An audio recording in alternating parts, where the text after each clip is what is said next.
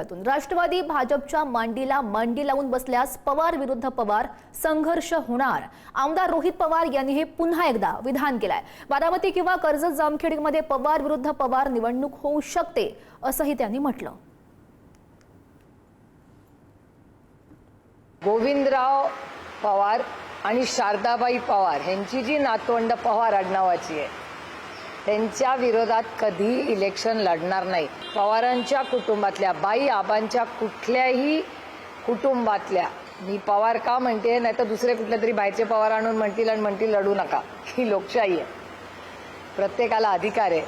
पण बाई आबांच्या कुठल्याही घरातल्या व्यक्तीच्या विरोधात सुप्रिया सुळे इलेक्शन लढणार नाही।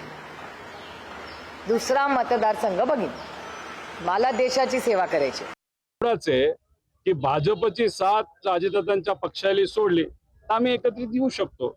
दादा सुद्धा शेवटच्या टप्प्यामध्ये तुम्ही बघितलं असेल, सामान्य लोकांच्या वतीने लोकांना आज ज्या काही अडचणी येत आहेत त्या मनामध्ये ठेवून भाजपच्या विरोधात बोलत होते। आता हा जो पक्ष आहे अजितदादांचा, तो जो भाजपला चिटकून मांडीला मांडी लावून बसणार असेल, मग आम्ही एकत्रित कसं येणार, कसं त्या ठिकाणी लढणार।